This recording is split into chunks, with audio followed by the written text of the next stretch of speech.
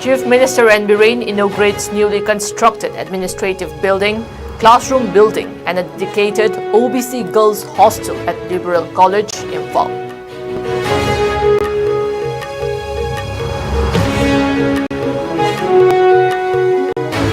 And new pension scheme to benefit central government employees.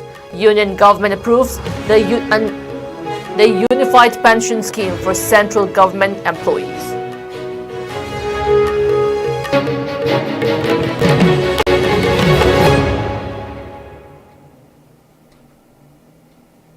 Hello, you're watching IS Primetime English News. I'm Jay Shainam, giving you the news in detail.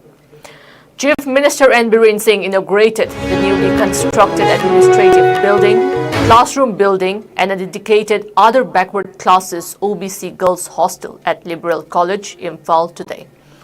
Addressing the gathering, the Chief Minister emphasized the pivotal role of education in driving progress.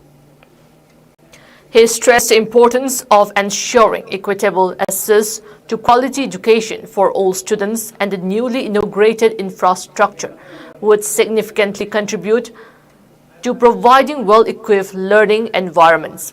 Biren Singh expressed his appreciation for the college's commitment to fostering a sense of belongingness, discipline, and nationalism among its students. He highlighted the practice of signing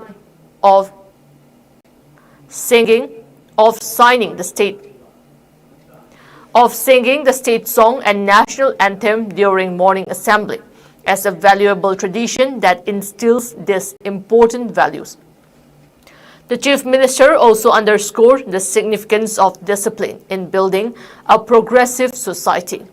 He urged the youth to develop discipline, respect for elders, and a strong work ethics to contribute positively to their communities. Education Minister T.H. Basantakumar Singh echoed the Chief Minister's sentiments, emphasizing the need for youth to acquire skills that enable them to seize opportunities regardless of their socio-economic background. He spoke on the government's efforts to bridge the gap between the rich and the poor through initiatives such as vocational training in higher secondary schools and skill-based courses in government colleges. The inauguration ceremony was attended by Imphal East DC Kumantem Daina Devi, administrative officials, the college principal, teaching and non-teaching staff and students.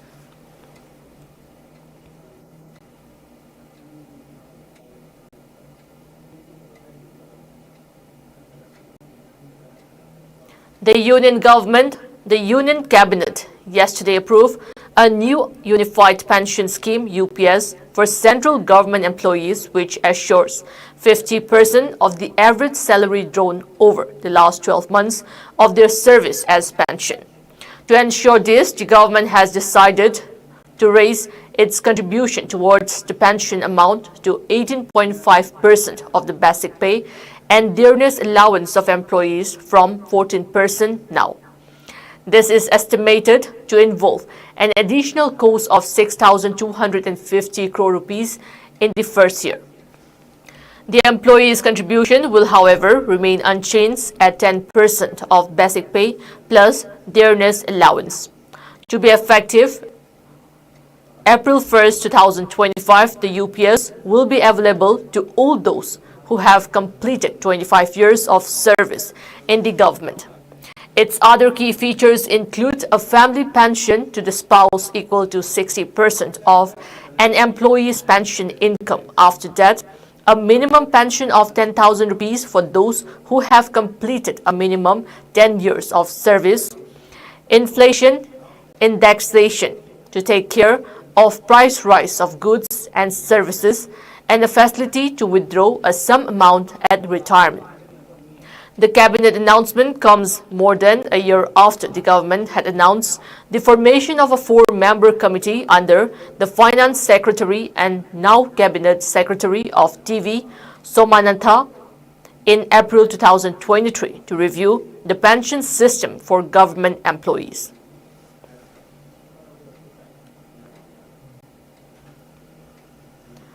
A gunfight between two armed groups in Manipur's Imphal West district yesterday left 3 persons injured. The incident occurred near Kautuk Primary School and Community Hall in Lamsang Police Station area around 2 p.m. According to police, the clash erupted following a heated argument between the two groups.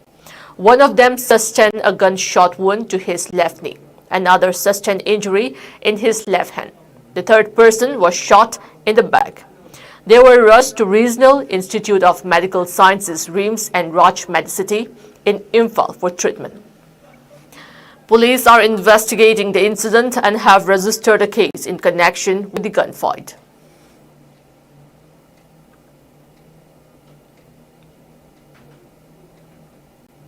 Security forces in Manipur intensified search operations and area domination in the fringe and vulnerable zones across the hill and valley districts yesterday.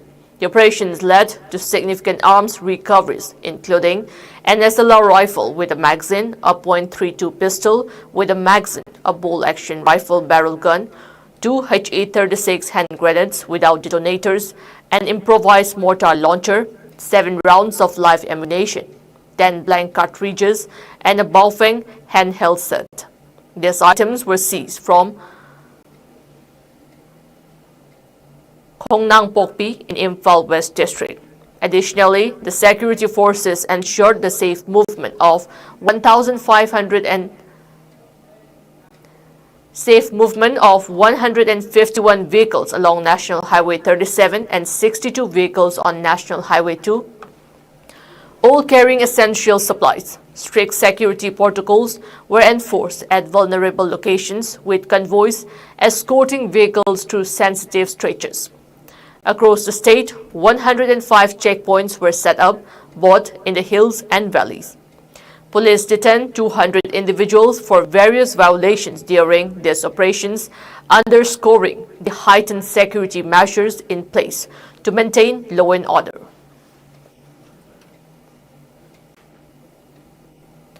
Assam Rifles, in continuation of series of initiatives to strengthen educational infrastructure in Manipur, conducted a mega scientific workshop, career counseling session, along with distribution of books and full scope at Praja School, Lamsang, recently. Students from other schools also participated in the event. The event was held following multiple requests from local school administration to conduct workshop for students. Assam Rifles, through its career counseling session, motivated the young minds to stay focused on academics and made the students aware about various career projects post-completion of education. The science workshop was also received enthusiastic response from teachers and students. Total number of beneficiaries of the said event are 900 students and 30 teachers from Praja School Lamsang, RB School Lamsang, Akumen School Phayeng, Phayeng High School, and Bal Vidya Mandir Imphal. In addition, a total of 350 books and 200 full scopes were distributed to students.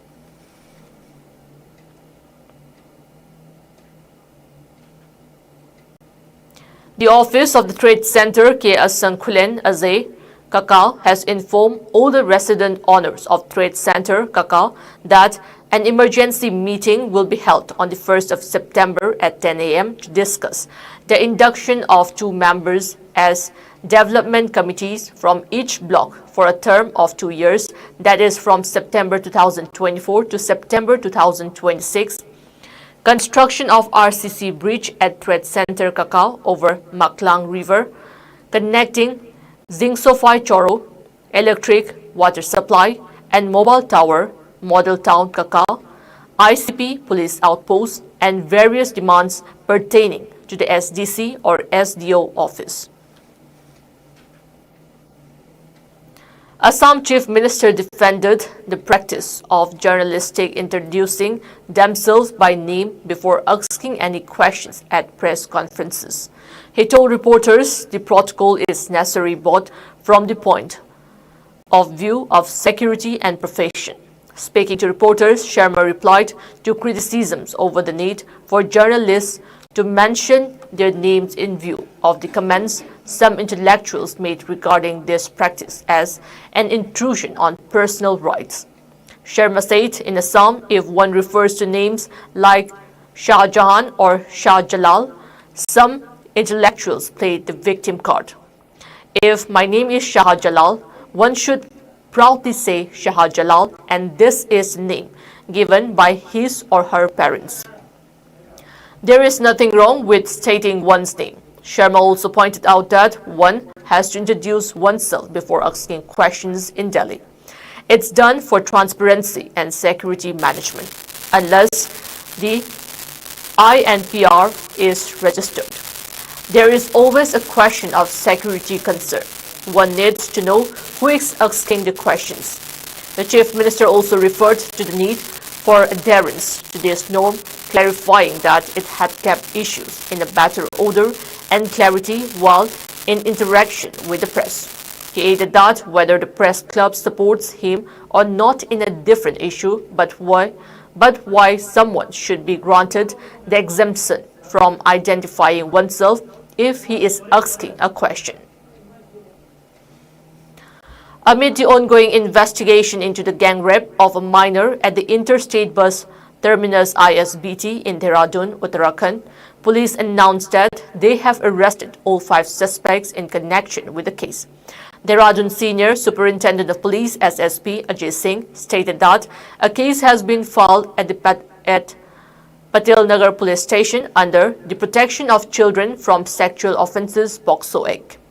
The police are currently working to gather evidence against the accused, as SP Singh urged both electronic and print media as well as online platforms to avoid publishing unofficial information about the case. He said only the official press releases issued by the police regarding this incident should be considered authorized and published.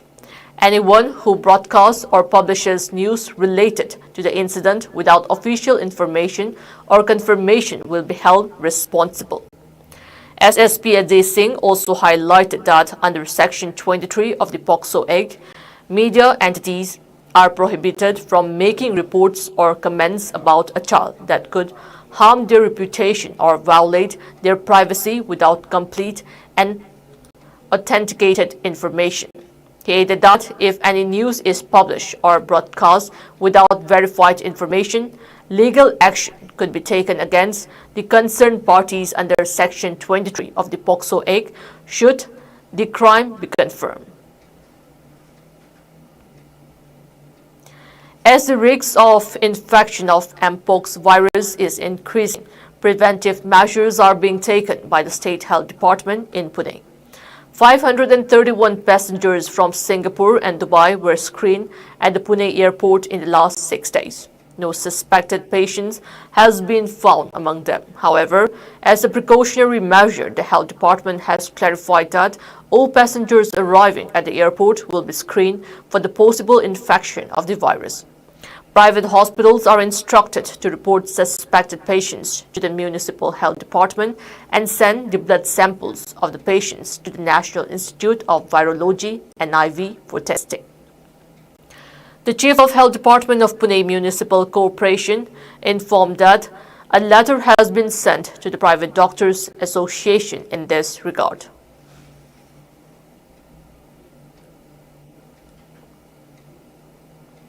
In Jammu and Kashmir, the first randomization of electronic voting machines (EVMs) and voter verifiable paper audit trail (VVPATs) units for the upcoming assembly elections in Jammu and Kashmir was successfully completed yesterday.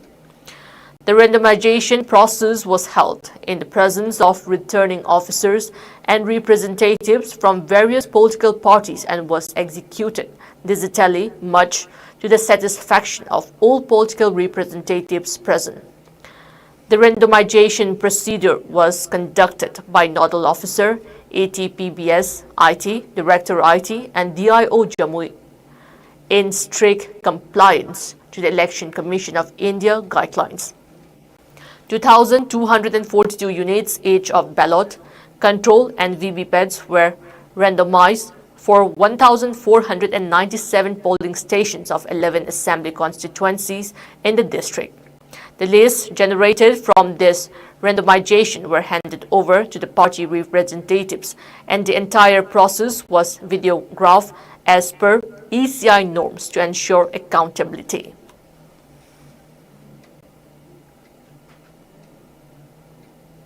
Hezbollah launched hundreds of rockets and drones against Israel today in retaliation for the assassination of a senior commander in Beirut last month. The Iranian-backed movement said as Israel's cabinet made to prepare a response. Israeli jets hit target in Lebanon shortly before the strikes, as the military assessed that Hezbollah was preparing to begin the bombardment. Hezbollah said it had launched more than 320 Katyusha rockets towards Israel and hit 11 military targets. It said the bombardment had completed the first phase of its response to the assassination of Fuad Shukr, a senior commander in Beirut, but that the full response would take some time. Expectation of an escalation between the two sides had risen since a missile strike in the Israeli-occupied Golan Heights last month killed 12 youngsters, and the Israeli military assassinated Shukr in Beirut in response. Foreign Minister Israel Katz said Israel would respond to developments on the ground but did not seek a full-scale war. Defense Minister Yoav Gallant said Israel would do whatever necessary to defend itself.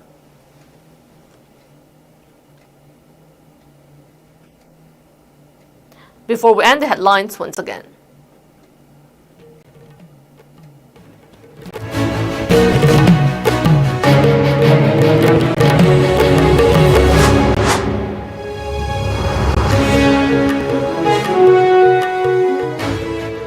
Chief Minister N. Biren Singh inaugurates newly constructed administrative building, classroom building, and a dedicated OBC girls hostel at Liberal College, Imphal.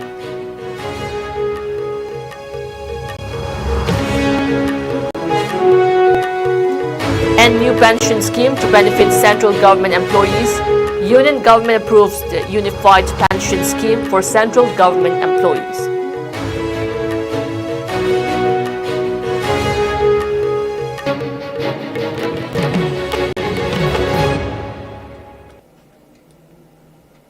That's all we have in this bulletin. Next we have IS Primetime Manipuri News at 9 p.m. Till then, good night.